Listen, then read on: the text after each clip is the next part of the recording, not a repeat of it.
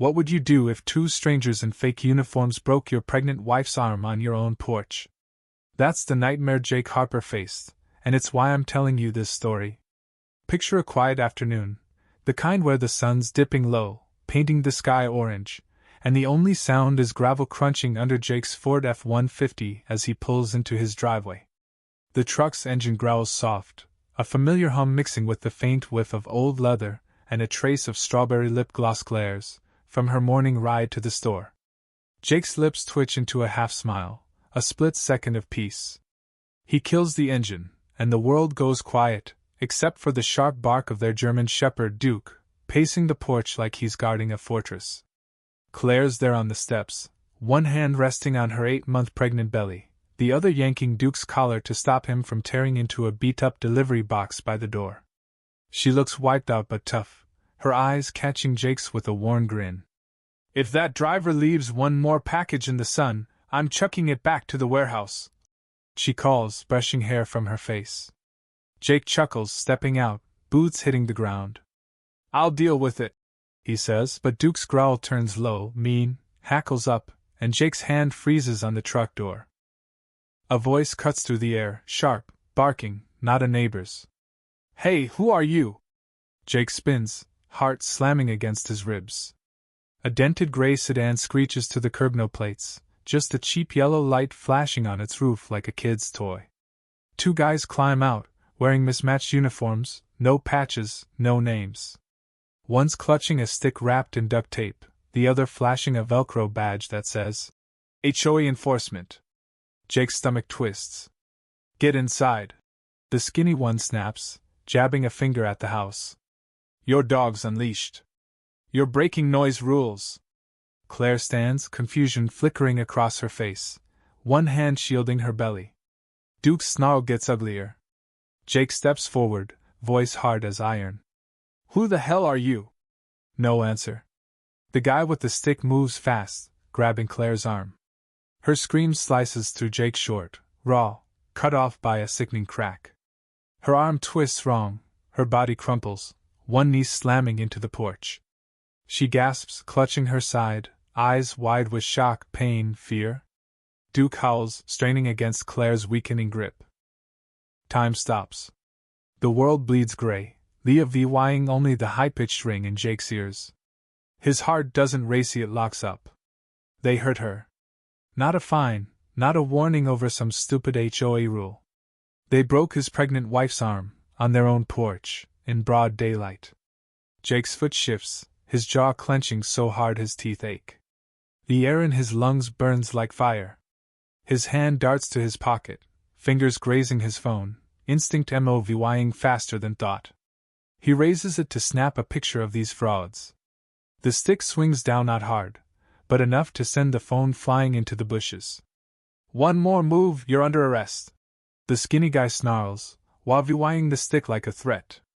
Section 38, unauthorized recording of an HOA officer. Jake's mind reels. Section 38B? That's garbage, a lie spat with such confidence it almost sounds legit. Claire's still on the porch, cradling her arm, tears streaming silent, her belly trembling, their daughter, Lily, reacting to her mother's pain. You don't touch my wife. Jake growls, each word heavy, carved from stone. This is our home. You don't belong here. He steps closer. The taller guy, his fake badge glinting cheap in the sun, grabs Jake's collar, yanking him in. You didn't submit your lawn treatment form. He hisses. No mailbox replacement approval. You're out of compliance. Jake blinks, the insanity of it hitting like a punch. Mailbox approval? While Claire's arm is shattered, these clowns are ranting about fake rules like they're gods. It's not just them. It's the HOA's shadowed endless letters about grass height, window blinds, the system that lets frauds like these act untouchable. Jake's confusion burns away, replaced by a cold, pulsing rage not just for these men, but for the lie they stand for. The taller guy turns, popping the sedan's trunk, digging through junk. For a second, Jake hopes they'll bolt, realizing they've gone too far. But the guy straightens, holding plastic zip ties and a cracked toy walkie-talkie. No backup, just arrogance. The skinny one steps up, stick swinging lazy. On your knees? He says, voice dripping with condescension, like Jake's a stray to be kicked. Noncompliance and disrespect to an HOA officer. Jake's hands rise slow, palms on not surrender, but calculation. You broke her arm, he says, voice low, eyes boring into the man's. She's carrying my daughter. You don't even care, do you? A smirk flickers across the guy's face, amusement, not guilt. That's when it all splits. Jake's hands slip inside his jacket, fingers closing around the Glock 19 tucked against his ribs. Cool, heavy reel. He didn't plan to need it, not today, not here. It's for late-night drives, sketchy gas stations, worst-case scenarios. But this? This is worse. The pistol slides free, finger off the trigger, discipline holding despite the fire in his veins. He doesn't aim yet. The weight's enough. The frauds freeze, doubt creeping into their eyes. Jake steps in front of Claire, shielding her. The first shot cracks skyward, a warning carved in thunder. The men flinch. Jake doesn't pause. The second shot tears into the skinny guy's thigh, dropping him with a yelp, stick clattering. The third hits the taller one's shoulder, spinning him back, badge glinting as he falls. Down, Claire! Jake shouts. Duke lunges, teeth sinking into the skinny guy's leg, growls rumbling as the man screams, kicking uselessly. Jake's grip on the Glock stays steady, his mind sharp as a blade. He didn't shoot to kill, he shot to stop. The magazine clicks empty, and he lowers the gun, stepping forward, boots crunching gravel.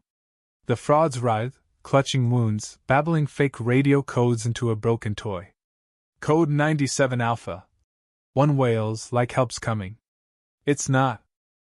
Jake stands over them, sun at his back, shadow stretching long. My wife's pregnant, he says, voice ice cold. You'll never hurt anyone like this again. Claire's on the grass, curled around her belly, a torn shirt tied tight above her broken arm. Her face is pale, but her eyes burn fury, resolve, love. Jake kneels beside her, hands gentle, grounding them both. Sirens wail in the distance, growing louder. Duke growls at the gate, alerting Jake to flashing lights. A police SUV roars in, real cops spilling out, hands on holsters. Drop the weapon! Face down! Jake doesn't argue. He sets the Glock on the gravel, hands high, moving slow. They're not officers, he says, voice steady. No badges, no warrant. They attacked my wife. Look at her arm. An officer checks Claire, her pain clear in her pale face, her limp arm. Another cuffs Jake's standard procedure, but he snaps. She's pregnant. They crushed her arm. The cops pause. A radio crackles. Those two aren't HOA. One's wanted in Lincoln County for extortion. The cuffs come off. An officer mutters, Sorry, Mr. Harper. Jake crouches by Claire, her weak grip anchoring him. I just protected my family, he says, meeting the cop's eyes. I'd do it again. 3 weeks later, Jake stands in a courtroom, the air thick with the smell of old wood. He's not on trial as a witness. The frauds sit in jumpsuits, their fake badges gone, looking small under the judge's razor-sharp gaze. Doorbell footage shows everything: the assault, Claire's cry, the fake codes. Medical reports confirm her broken arm, stress on the pregnancy. The prosecutor lays out assault, trespassing, impersonation charges with brutal precision. The defense's claim of volunteer confusion collapses like a bad lie. Guilty on all charges, the judge declares, voice like steel. Jake holds Claire's uninjured hand, her belly round under a sweater. Their daughter's due soon. Justice isn't revenge, it's the line they drew, making sure no one dares cross it again. 2 months later, Lily Harper's born on a snowy morning, the world outside hushed and white. Inside, a fire glows, Duke curled by the hearth. Jake cradles Lily, her tiny fists curled, her face calm. Claire laughs, her eyes bright with joy, her arm healing slow but sure. Jake whispers to his daughter, Never let anyone tell you who you can be, even if they wear a uniform. Justice isn't just the courtroom. It's this home, this child, this moment. Jake stood when others might have broken, a shield for his family.